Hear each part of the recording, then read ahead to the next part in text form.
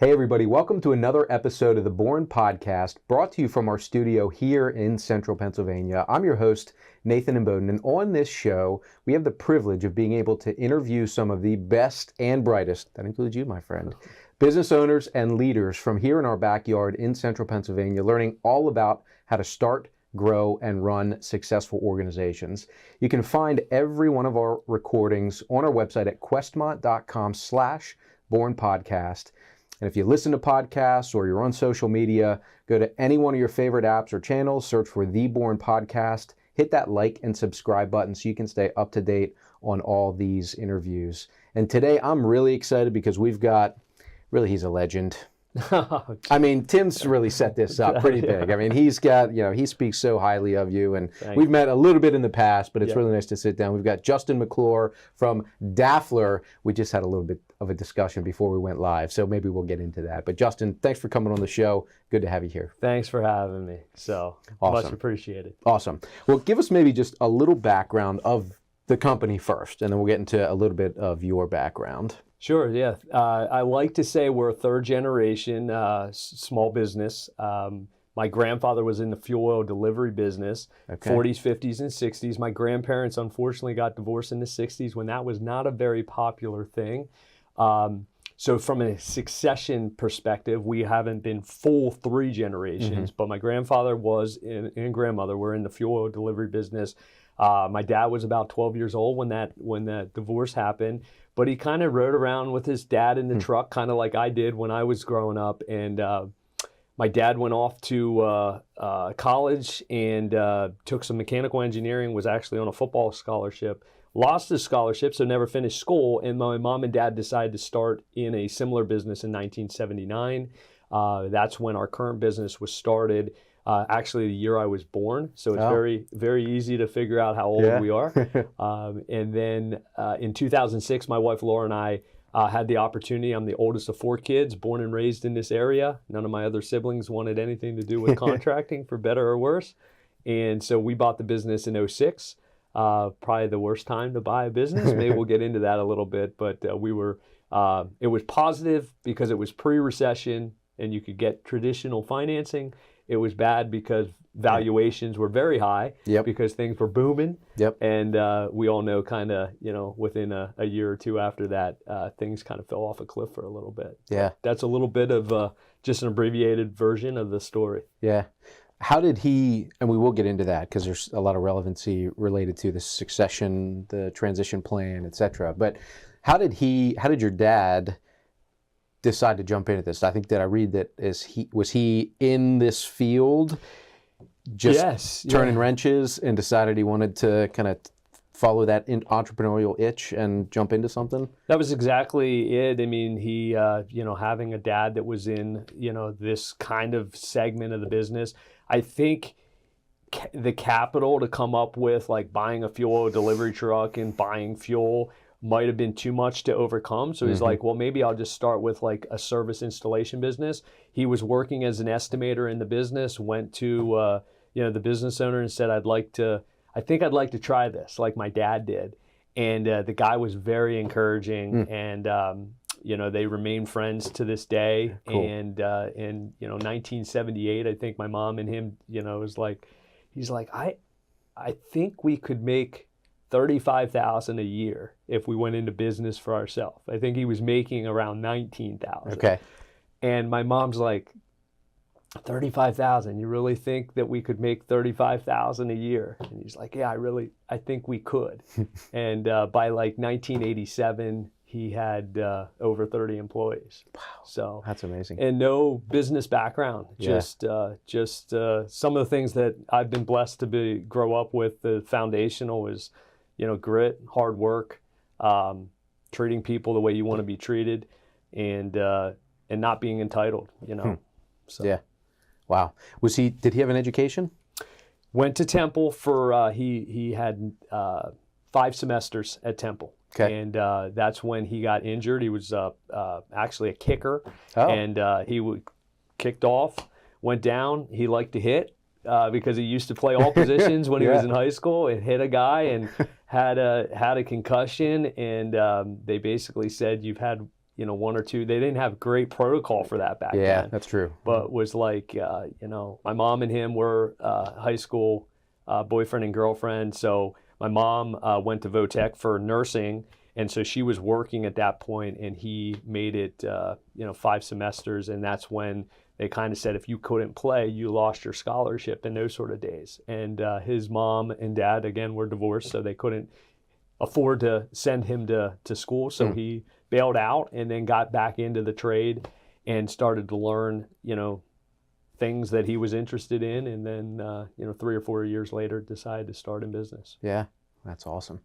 And there's so much you learn when you're actually in and doing it, and have to be the one to make the decisions, Right. and are willing to make the decisions, make mistakes, learn from them. But you say about grit, about hard work. That's the stuff that really gets you through all those tough times, especially in the early years. Absolutely. You probably sit back and laugh, chuckle. I mean, you kind of did, thinking about, we could make $35,000. Yeah, right. Yeah. Now, your mom worked at the time? She did. Okay. She was a nurse, and until my brother, I'm the oldest of 4 children, and when my brother Jared was born, my dad, that was 1981, was probably doing a little bit better than $35,000, and so she could stay at home with us. And cool. Then they had 2 more siblings, so 4 total of us. And at that point, she didn't go back to volunteering with hospice until probably my youngest brother was in high school. Okay. So, yeah, it was really fortunate to have 2-parent household. And loving parents, encouraging parents, and my mom could stay home and help take care of kids. Yeah, so. Awesome. When did you actually then enter the business and start working in it before? So we know in 2006 you guys made that decision, but when did you start working in? Yeah, I was probably the only kid that, and maybe it's because my dad, when he started the business and, when my parents were having more kids, I would ride around with my dad. But officially in high school, I was working in installation and learning the business and had a real interest in the business. And then, my parents, not being college educated, wanted their kids to have that opportunity. I would have loved to kind of went right from high school right into the business, but my dad's like, no, you need to go get an education, because there's a lot of things that I've had to learn the hard way because I just didn't know. I didn't have that, educational foundation.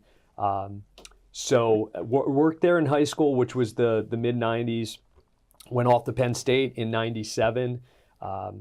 He's like, I can teach you the engineering side. I can teach you the principles of refrigeration. I really think you should explore business. Okay. Learn how to hopefully lead people and create systems and, the things that I struggle, human resources. So I went off there, and then in 2000 I graduated and got right into the business. Okay. It was my first job. I asked my dad if I could take a week off. He's like, you've just been off for 3.5 years enjoying college. You start, thanks. 5 days after I graduated, I was working. Okay. Wow. All right. So 2000, and then in 2006, you said you bought the business. Yes. Or either started the process or bought the business. So you weren't in it very long before jumping in and actually taking over.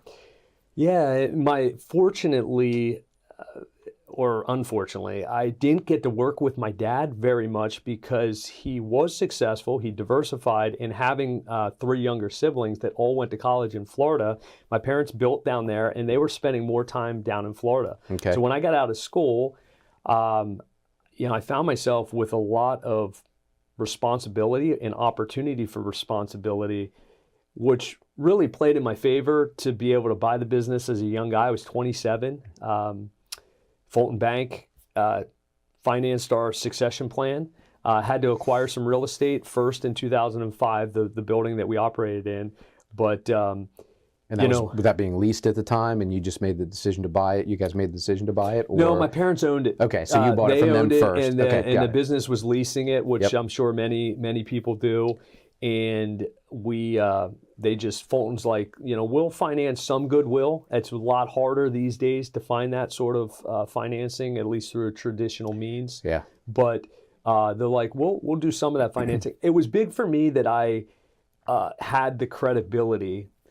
And looking back at 27, I'm like, would I have loaned me that money? Yeah. But I didn't want my parents to have to co-sign on something they already owned. Yeah. So Laura and I, fortunately, lived below our means. We bought the real estate. The business then leased that. And then in 2006, we actually we're a C corporation. We did a stock purchase, which is not common either. Most of the times you're doing an asset acquisition or purchase because of the liability. But because it was a family business and for some tax reasons, we ended up doing a stock purchase in 2006. So I'd only operated a business probably 4 or 5 years, but it was untapped. So I had a false sense of success per se, and the bank maybe thought that I was maybe a little bit better than I was too. Sure. So with my parents in Florida, some things get kind of neglected, if the owner's not there. We're really in contracting, it's a hands-on business. Yeah. I go to work at 6:25 in the morning, I go home at 5:25. I still work 24 years later, a fair amount of hours, but my dad, was not working those sort of hours at that point, and he earned the ability not to do that. But some of those things like, putting 2 new vehicles into the fleet every year, sitting down and having one-on-ones with people, finding, other team members for untapped potential and market opportunities. No one was thinking about those sort of things. So I came in with a, degree from Penn State, and I did sit back. I didn't try to change anything. Yep. But I just saw so many untapped opportunities that we could just brush things up. And, we doubled in size in like 4.5 or 5 years. And so the bank's like, well, this guy's doing something right. So, they were willing to, do this traditional financing. Little did, we know that what was coming with the Great Recession. Right. And, it humbled you real quickly. Sure. Yeah. All right. Let's talk through that. I mean, we just jumped right in. So you go through the valuation process. First of all, how did you have the business valued? Did you have a third party, an independent valuation? Yep.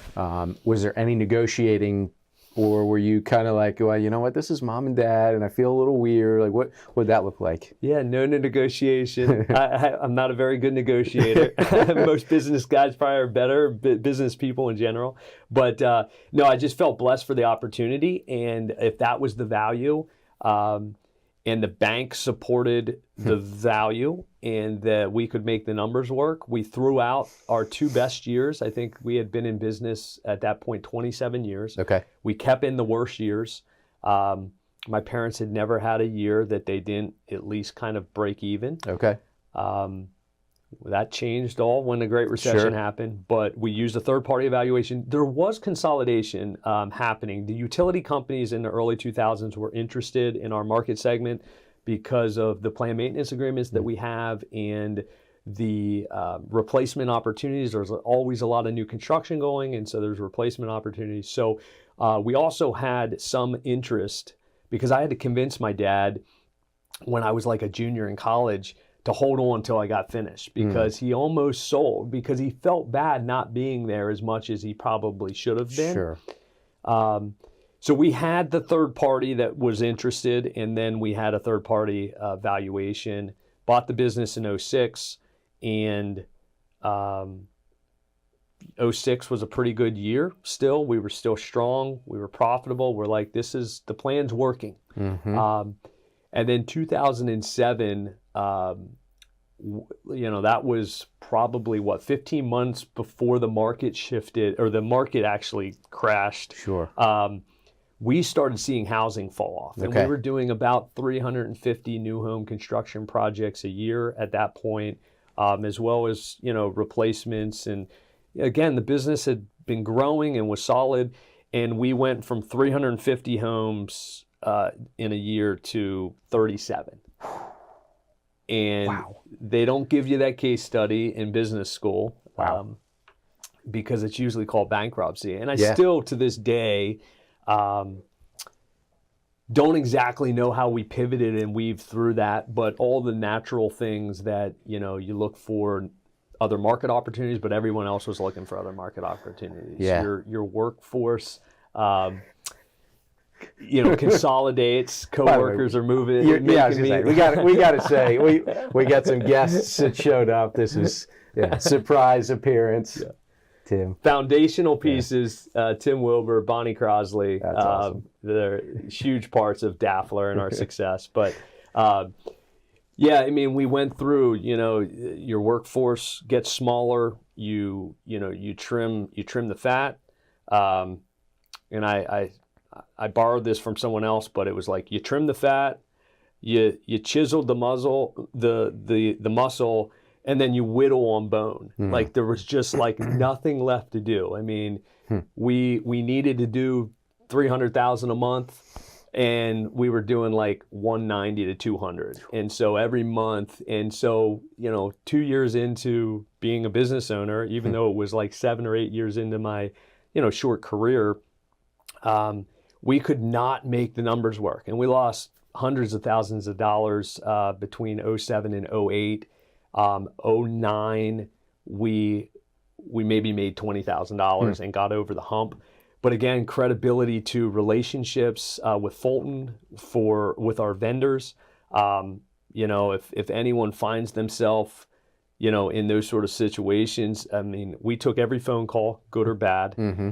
We sent a check to every vendor. So if we owed them $20,000, we could maybe pay them $2,000, but they got a check from us. Yeah. And so they knew we weren't going anywhere. And then Fulton Bank, I was just highly, honest with where they were. And I think I didn't realize so many other people were in the similar boat. Yeah. I'm just thinking, wow, I'm a pretty dumb 29-year-old, and I'm going to run this thing into the ground. But a lot of people that, and probably some people that'll check out the podcast are like, yeah, I don't want to remember those times, but went through similar things. But Fulton, if they would have pulled your line of credit, if a vendor would have, came after you in some way, it would have locked you up. And I don't know where I'd be right now, but we found a way. Well, there's got to be some with those vendors, let's take the bank as an example. They've got to play that balance of, do we still see a future in Daflure, in Justin, and what they're going to do? Because if we do lock them up, well, then we're pretty much signing their end. Mm-hmm. And it's probably a testament to what you were doing and the potential they still saw there, and saying, well, look, we're not ready to give up yet. It's also, you're right, you weren't the only ones that were going through that. But I've heard a lot of stories. I actually think back to my wife's family, and her grandfather would tell similar stories when they would go through struggling times, and he'd do the exact same thing. He'd always pay something to vendors. He would always be upfront with them, say, hey, like, we're trying, we're doing this, can I send you a little bit or what? Right. And they always worked with him, and they did it because he was upfront, he was honest, he wasn't trying to pull the wool over their eyes or trying to, take them for anything. And having that character was almost more valuable than the $2,000 check that they sent when you owed them $20.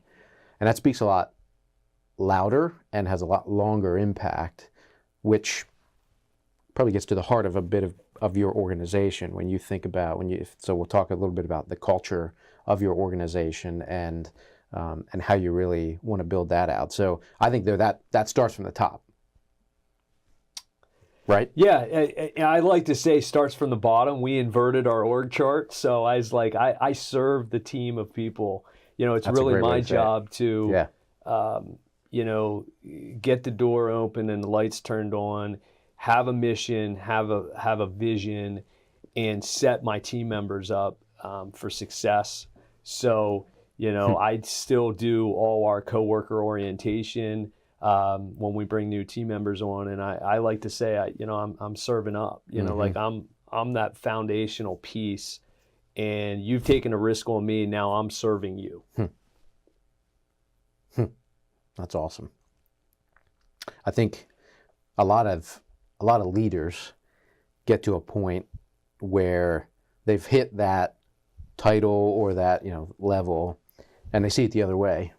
They say, well, now everybody's here to serve me and not the other way around. And we need more of that in life. I think there's more of that out there than maybe we realize. Yeah. But we need more of that, and I think that's what builds healthy teams. It's what builds a healthy culture, and what helps to really drive things forward. So that's Greenleaf wrote a great little book. You've probably Servant Leadership. Yeah. I went through Leadership Harrisburg area in 2009. Great program for our area. And Greenleaf was at AT&T. So any listeners want to pick up a book on servant leadership, it's been around for a really long time. I think there is more of it out there. It needs to be talked about more. But I really, truly believe in that ideology, that, we're out there to serve our coworkers, serve our community. And, it's a blessing to live in the country we live in and to be in a marketplace that capitalism isn't perfect, but is probably it's hard to argue it's not the best economic vehicle that's out there. And done right with integrity, everyone wins, Yeah, absolutely. Absolutely. So you talked a little bit about the succession of the transition from dad to you. You also had another, no, it's not really a transition, but an acquisition you went through, correct? Yeah, and that was kind of out of survival.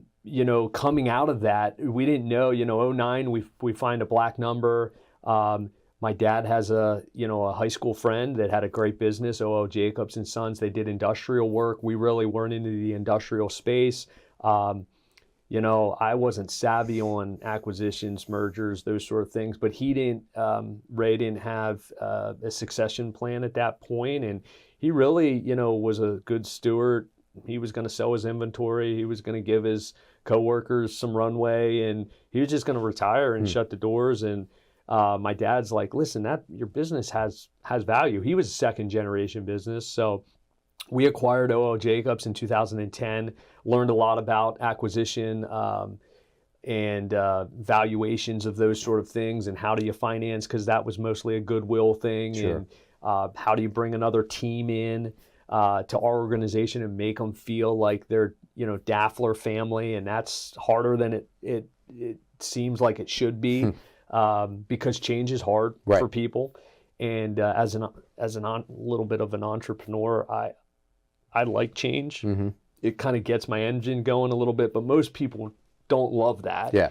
And so as comfortable as we tried to make it, but it was the right thing because it brought us sales, it brought us top line sales, it brought diversification, it brought additional credibility, it gave Ray a better retirement and got him a little bit of something for something that had real value. And that really helped us, the interesting thing, there was 11 coworkers there. A couple have retired, but out of 11, there's one left. Wow. Okay. So is what I think unique as our culture is, and as much as we spend on creating culture, it's just really hard because we do things just a little bit differently than maybe some of the competitors do. And I think trade organizations in general have higher turnover. We have very low turnover. I once had a consultant say, "You have a problem." I'm like, "Really? What's the problem?" "You don't have enough turnover." And I've never thought of it that way. But sometimes there's maybe some complacency within the organization. If there isn't a level of turnover, I'm still a fan that I'd love a customer for life, and I'd love a coworker for life. Yeah. I think we've got the right accountability and those sort of things, but I've never heard a consultant kind of mention that before. So at least I'm always open for candor and feedback. I don't know. I'm gonna respectfully kind of scratch my head on that one, because I think that maybe, it probably gives certain individuals more employment opportunities from a consulting standpoint. But I'm with you. When you think about the cost to acquire a new company or a new customer or keep an existing one, right? It's 10 times more expensive. Or a coworker. Right.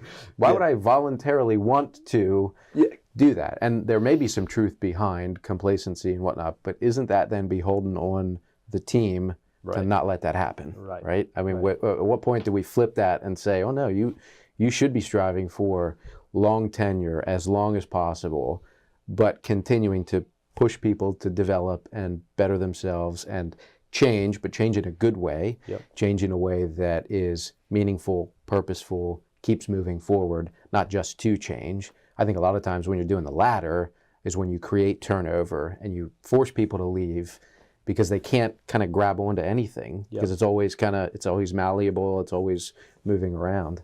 So, I mean, I'm not an expert, but I like your method better than. And we still stick to that. But yeah. But the acquisition came at the right time, at the right place. I think it was a win-win. Got us in again, diversify, got us into a new space, and we've rolled one or two other smaller organizations, small businesses. We pride ourselves on being a place. I mean, we're in a competitive market, but we want to share best practices and best knowledge. And so through that, I've, had a couple of competitors that weren't in the best financial shape. And, they came to work and find a place at Daflure. And that's a great thing. I mean, we've got 3 or 4 previous business owners at Daflure, so they have all the experience of being a small business owner, but now they're really thriving because they're doing what they love to do and they're doing what they're best at, and maybe some of the things that they didn't love doing but was a necessary evil. So we're always kind of open to those opportunities. It's been interesting that private equity has been very, I probably get 3 or 4 email or calls a week. Being a young guy, I'm not looking for an exit strategy. I don't ever plan to retire. I hope I'm not working at 65 because I need to pay some sort of bills. But I do think that, working in some capacity and utilizing your gifts and skills is a blessing. And I really don't have any hobby that I like doing enough that I do 3 or 4 days a week. So I'm going to keep working. But there is a lot of private equity and a lot of consolidation still. And we think that that's really good for Daflure's future. It's not always great for the coworkers, and it's not always great for the customer. We were talking about that a little bit before we got officially started. Consolidation doesn't give consumers as many choices. So we're hoping to grow through that and provide a great option.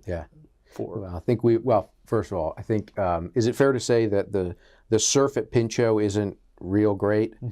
So it's probably be difficult to do the thing that you'd probably really like to do 3 or 4 days a week. It's not really accessible, I would guess. You can create great surf down at Goldsboro on the river, though, if you have the right boat. There you go. That's true. Well, it takes 2. You need your boat captain, and you need get back on the wave. So. Well, I think we've seen so many times where this consolidation happens, and not to get I don't want to bash anything with private equity because they have their place. They do a great job.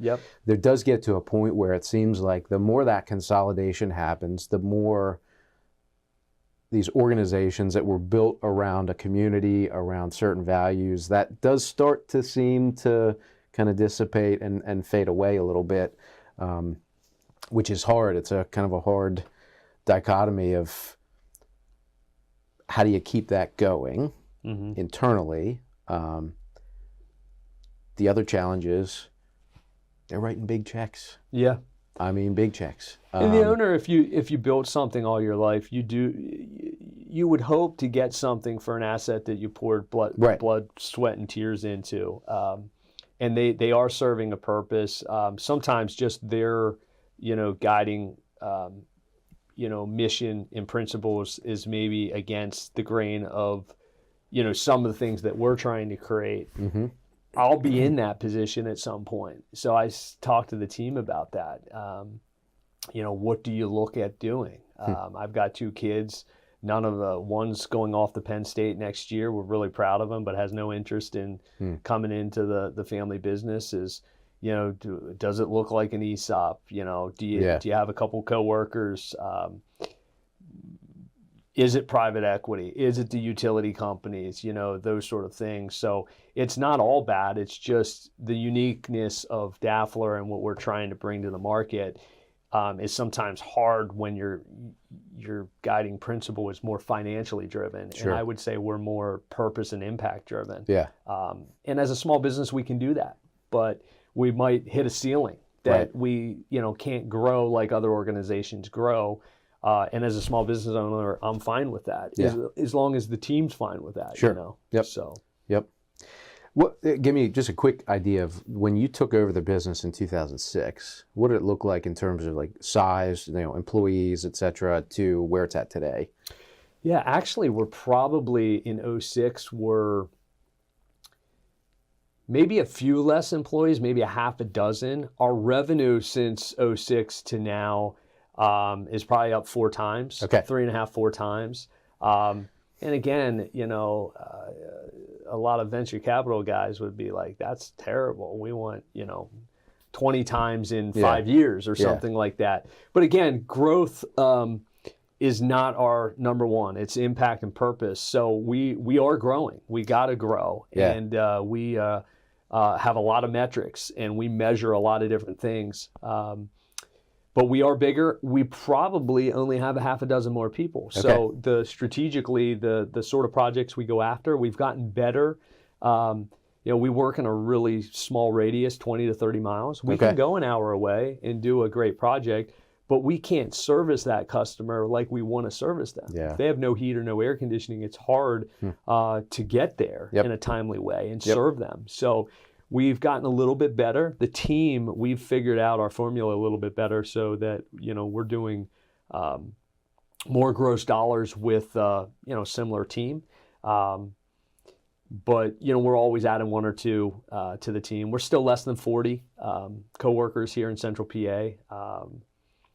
And it's probably looking at a SWOT analysis for any trade organization. And I say this to the team, his biggest threat is coworkers. Yeah. We're not attracting as many people into the trades as we really need. Yeah, that's a problem. And that's a whole different, we could have a hour conversation just on that. Yeah, for sure. But we're trying to do our part to bring those young people into it. It is a great opportunity to not have a lot of educational debt and learn a trade and have a job for life. Absolutely. Yeah. So you had said something about, and I wrote it down, it was how you differentiate yourself. And you said, work should not come first. What do you mean by that? I like to say that if a coworker, depending what season of life they're in, but if they're have a good marriage and good relationship with their kids and their coach in Little League, if we're helping create an environment where they can do those sort of things, typically you got a really good coworker.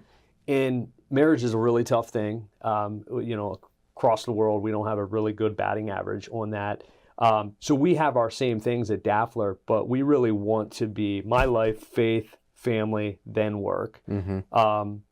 So why would I say that and not give my team the same thing? So we work, on those sort of things, giving people the opportunity to serve on nonprofit boards or coach their Little League teams or be with the family.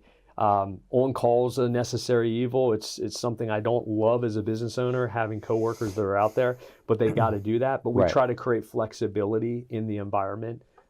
We've had coworkers before where, divorce does happen and they got to get a kid to school, but our work time is 8 a.m., but their kid doesn't start school till 8:40. So what do?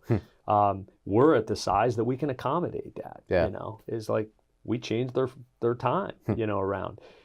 If you're at 1,000 people and you have 500 people doing the same thing, can you do that? I don't know, but we try to say that, the coworker and that life balance is important to longevity. And I think it plays into us not having a lot of turnover. So it's a principle that we try to live by. Yeah. All right. So you're listening here. Good principle or bad principle? I mean, right? That's, we need more of that. And I thought that's what you were getting at when you said that, but I wanted to make sure. So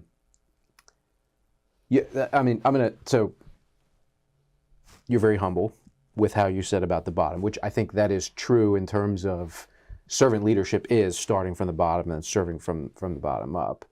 However, you are the guy at the top, and whether whether you're leading by that example or you're still the one that's setting the example. So kudos to you for doing that and for really putting an emphasis on something that's way more important than this job that we could go through another 08 next week and this job's gone. And then what do you have, right? So that's awesome. Good for you. Let's flip back quickly to the two transitions, the buyout of your dad and then the buyout of the O.L. Jacobs. What did you learn from those? Like what was your biggest mistake in both of those? Yeah, I learned a lot from the one with my parents that I think we did a lot right with O.L. Jacobs. I think, looking back, just to be vulnerable, $3.4 million at 27 years old for a small business. Again, it worked on paper, but geez, 2 years in that, you pay your taxes, you pay your payroll, and then you've got to pay the bank. So Fulton, they were willing to work with us. And there were things that we did, like I learned from, is that you have a 10-year amortization. You might have a 5-year balloon, but did you know that you could, I know you would know this, I didn't know this, you could go to a 20-year amortization or you could pay interest only. So having a strong banking relationship or partners in your life or someone that has the financial savviness of yourself to say, I would just say to small business owners that are struggling or anyone is be vulnerable enough to find 1 or 2 or 3 people that you trust. Because I had people in my life that said, Justin, we can take that from 10 to 20. So that payment went from $17,850, I remember it, on the real estate side to, like $10,400. That was real money. If our payroll was $20,000, that was 1/3 of a week. That was 1/3 of the payroll for that week. I didn't know those sort of things. So, my entrepreneurial spasms, like I call it a spasm of saying I was confident enough and savvy enough to buy a business at 27. I probably wouldn't be here. So looking back, if I hadn't done that, but it was scary looking back because of the financial stresses that you went through. And a lot of people in their life will find that a lot of things that cause anxiety and stress are financially related. So trying to I should have maybe shored up the assets a little bit more. No one knew 2008 was coming. Well, yeah, you can't predict that. So that's hindsight. But I think I did a lot of things right with the second one, just in, setting a realistic expectation of what the acquisition looked like and when we were bringing team members in. And they wanted to keep 2 different locations. I'm like, that just, where that would maybe be nice because you have your space and we have our space, the numbers didn't work. So I think I learned a lot of those kind of principles through that. And looking back again, I wouldn't have not done either one. The first one, I just, maybe, I don't know. You could never have known what was coming. So I don't know that there's anything I could have done differently. But so much of, customer bases and coworkers, everyone's got they've got skin in the game when that stuff happens and you don't know. So the metric might say you're going to keep, 6 out of 10 customers, but what if you only keep 3 out of 10? Right. What happens? We might think that we're going to retain 90% of the coworkers, and you might retain 50% of them. What happens? So just the contingency planning, thinking about it in a worst case scenario and a best case.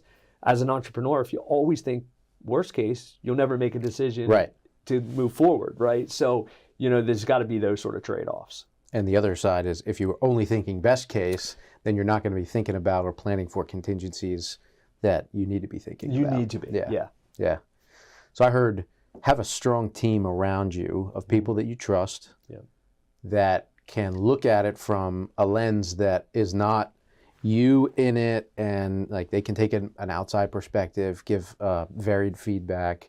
And I'm in a Vistage group, and in a recent acquisition, we did a lot of that with my chair, and I would tell you what, that scenario planning was exactly, he said, well, if this, then that, if this, then that, and 80% of the stuff you conjure up doesn't happen, but you're at least thinking about it, and you're prepared, and you're ready to move and be nimble, rather than just saying, okay, we're doing this. Right. And then something hits, you get thrown a curveball, and you don't know what to do because you haven't even come close to thinking about it. So that's good. Good wisdom. All right. I got 2 questions as we kind of wrap up. One's a little, probably simple, and I'll let you choose. There's one simple, one that's a little more complex. Which one do you want first? Oh, jeez. It's not super complex, but which one do you want first? We better do the complex one. Okay, all right. I'm a slow learner. All right, so the more complex one is, all right, looking ahead 5 years, 10 years, whatever the number is, what would you want to see happen with the business for you to look back and say, okay, these last 5 or 10 years were a success for Daflure, for Justin, for our team? Yeah, I think it goes to our mission, like if we're serving our clients to provide, we're doing what we're saying we're going to do, we're providing a VIP experience, we're not always perfect. The upset customers, the mistakes that we made sometimes become your biggest fans, right? If you handle them in the right ways. Our coworkers, again, are hitting the objectives that they need to hit, whether it's financial responsibility, things that they're doing in their life, those sort of things, seeing success through the team in the organization. And, our manufacturers survey our customers. So Train sends surveys out, Daikin sends surveys out. If our customers, Google, love it or hate it, has reviews. So if we're doing it the right way and we're getting authentic reviews and we're serving our customers and our coworker still thinks that Daflure is a great organization to work for and providing opportunity,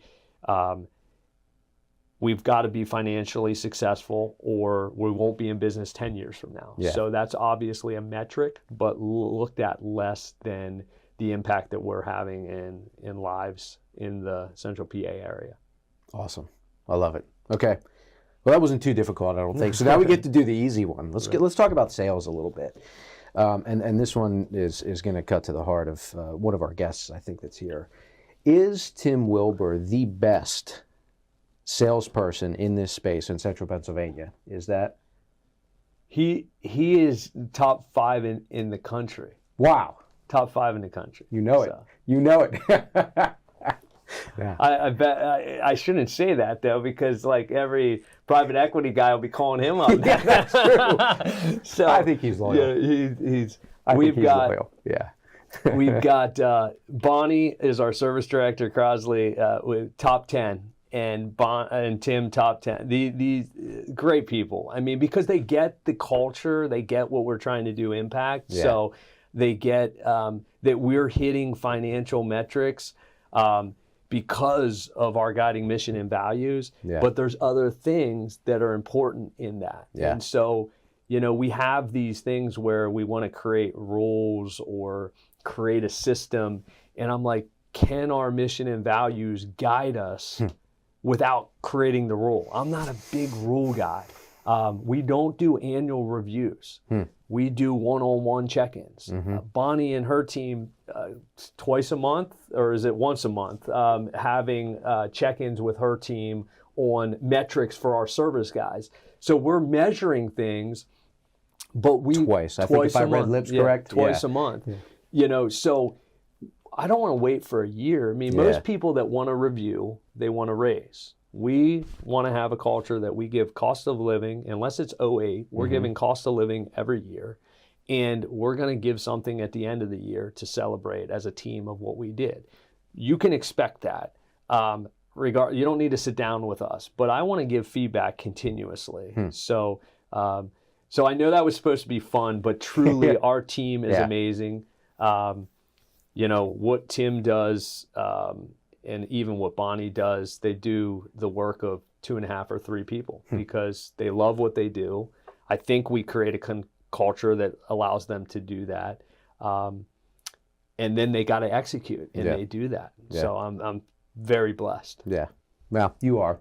And yeah, Tim and I go pretty far back, and so we can offline we'll share some stories about some communication training that we went through years ago, and it was a good time. And he's got some probably equally as horrifying stories about me, and not even equally. I'm sure they're more horrifying, but nah, you got a good crew, and it's been a pleasure. This has been awesome. Thank you. It's a great opportunity. All right, so everybody that's listening at home or wherever they're at that wants to learn more about Daflure and what you guys do, what's the best way for them to learn about you, check you out on the internet, etc.? Yeah, website's probably the best way, daflure.com. And then just, you know, I can speak a good game, but we like to say that, you know, if they're in need of any HVAC services, having one of our technicians or someone come out, that's the proof in the pudding. Yeah. You know, the owner can have a great 30-second commercial, you know, we say, or, you know, great leading principles, but I think our team speaks for that, you know, from the people answering the phones to them serving what we do. Yeah. So if someone's in that need, we'd love that opportunity. Awesome. Awesome. Well, you guys heard it. Check out Daflure. Is it just Daflure.com? Daflure.com. We'll have a little link in our show notes for you, but if you're looking for those services, and if you see Tim Wilbur driving around, because he's hard to miss in the decaled vehicle, right? If you see Tim Wilbur driving around, you can just wave him down and say, you know, follow me to my house, and he'll take good care of you too. But we hope you all enjoyed this episode. Justin, thank you so much, man. Thank you. I appreciate it very much. Appreciate it. Everybody, I awesome. hope you enjoyed this. We'll see you on the next episode of the Born Podcast.